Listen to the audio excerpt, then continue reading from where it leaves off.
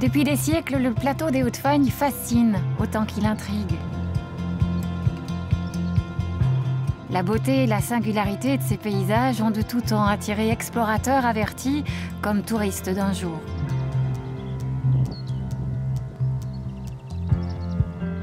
Ces tourbières, ces landes et ces forêts recèlent des richesses naturelles extraordinaires. Elles portent aussi les traces de notre passé et comptent bien des histoires à ceux qui savent encore ouvrir grand leurs yeux et leurs oreilles.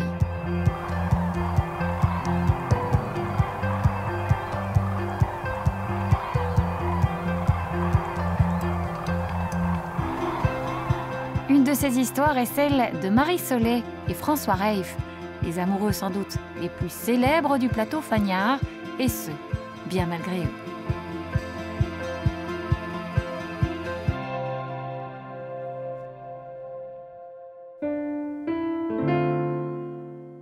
À l'instar de Vérone, les Fagnes ont d'une certaine façon leur Roméo et Juliette, un même destin tragique pour deux amoureuses symbolisées par une croix, la bien nommée Croix des fiancés.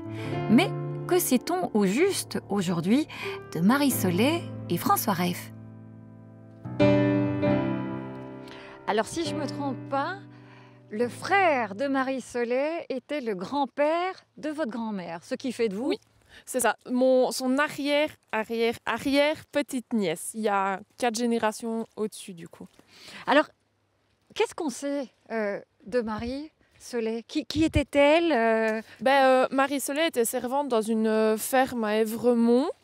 Elle avait 24 ans quand elle et François ont décidé de quitter Évremont pour se rendre à Auffray pour aller chercher les papiers du mariage. Oui, François, c'était son fiancé. C'est ça. Qui lui était terrassier au barrage de la Gilèbe, donc il avait 32 ans. Oui, il était beaucoup plus âgé qu'elle. Oui, 8 ans.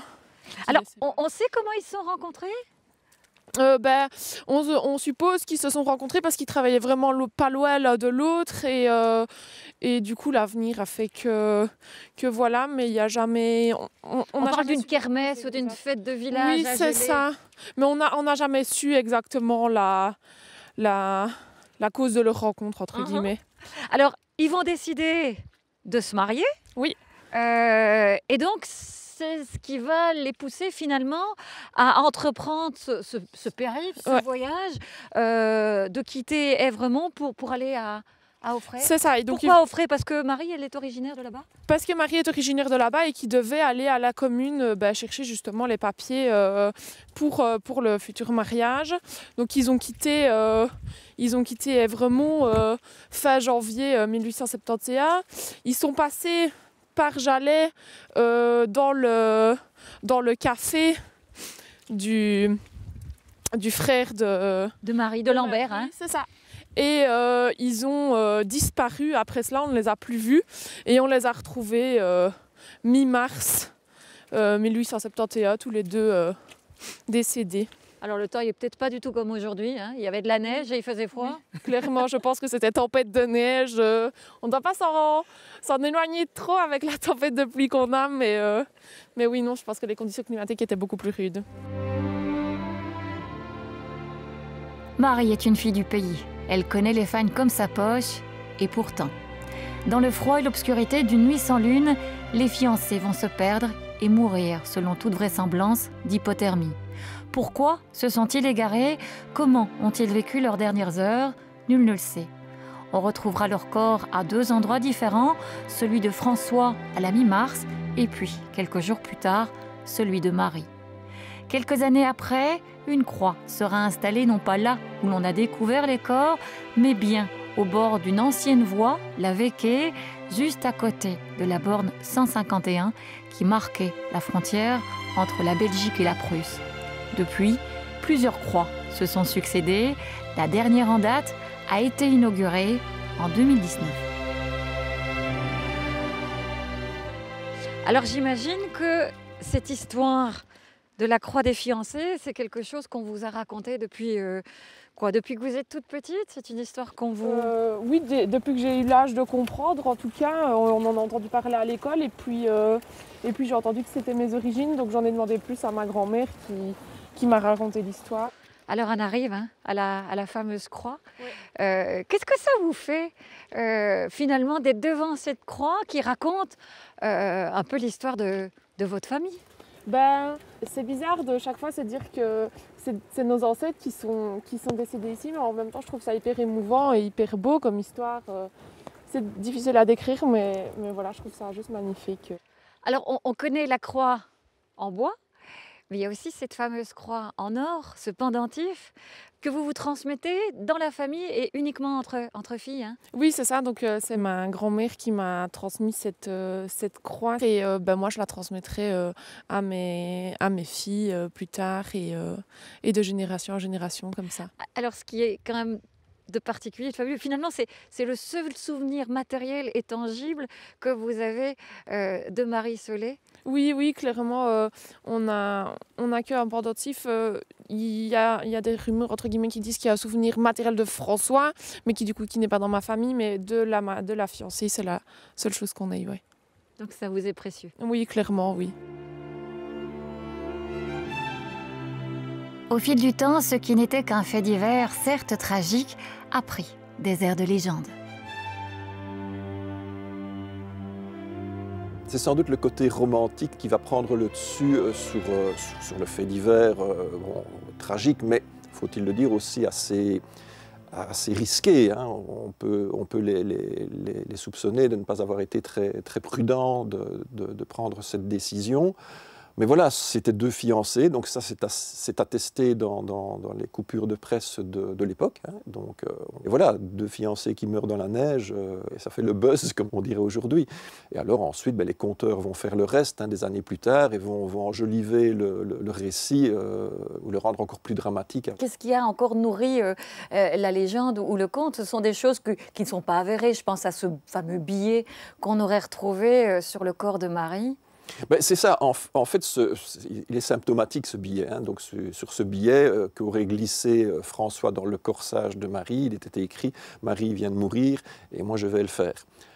Bon, évidemment, ça ajoute un côté dramatique à l'histoire.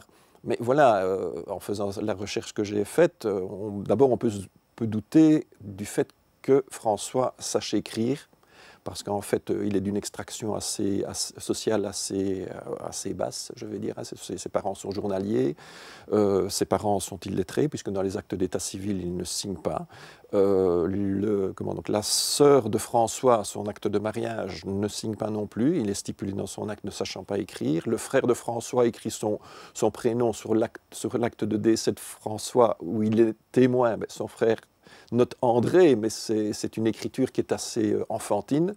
Donc on peut douter que François sache écrire. Alors du coup, savait-il écrire un billet, en plus dans des conditions extrêmes, c'est-à-dire il fait noir, il fait très froid, il est peut-être déjà atteint d'hypothermie, c'est très difficile d'imaginer ça. Et encore eût-il fallu qu'il ait du papier et un crayon dans son... Et alors il y a donc un procès-verbal de découverte du corps de François, et effectivement, donc on ne retrouve pas qu'il ait eu quelque chose pour écrire à ce moment-là. La croix des fiancés est la plus connue des croix fagnardes, mais elle est loin d'être la seule. D'autres croix dédiées à d'autres morts s'y trouvent aussi. Leur présence a nourri les imaginaires et contribue encore aujourd'hui, dans une moindre mesure, à alimenter les fantasmes les plus divers. La Fagne veut son homme chaque année, oui, effectivement. Et c'est vrai que cette réputation qu'a la Fagne, je pense qu'elle n'est plus particulièrement au XIXe siècle ou au XXe siècle, tout simplement parce que les gens qui exploitaient la Fagne avant, ils la connaissaient. Ils savaient très bien quelque part que c'est très dangereux, comme c'est toujours dangereux aujourd'hui. On ne conseille pas aux gens d'aller se promener en Fagne ou en forêt, hein, n'importe où, en hiver, à la nuit tombée. Donc ces gens-là étaient parfaitement conscients que ce n'était pas des choses à faire. Après, il y a ce côté romantique, parce qu'il y a la croix des fiancés, un aspect romantique, effectivement, mais la Fagne en elle-même, sa réputation ou son image romantique, elle naît aussi à cette époque-là. C'est vrai, des Landes désolées et des gens qui la connaissent moins bien peuvent en faire les frais.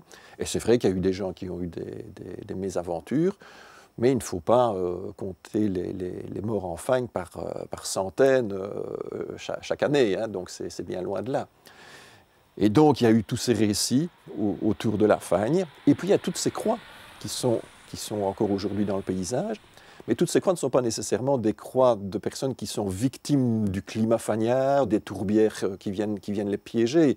Et des gens se sont fait foudroyer en Fagne. C'est une lande, il n'y a pas de relief. Donc autrement dit, on conseille aussi aujourd'hui de ne pas se promener dans un champ. Il y a eu aussi des accidents de la route, il y a eu des meurtres. Donc une des croix les plus célèbres des Hauts-de-Fagne, c'est la croix Moquel. Donc là, on est à la fin du XVIIe siècle. C'est un forestier qui a été tué, et ce n'est pas le seul, puisque le siècle suivant, il y a la croix Grisard. C'est un autre forestier qui s'est fait malmener par des brigands de Jalais qui venaient couper des arbres dans l'Ertogenwald, là où ils ne pouvaient pas.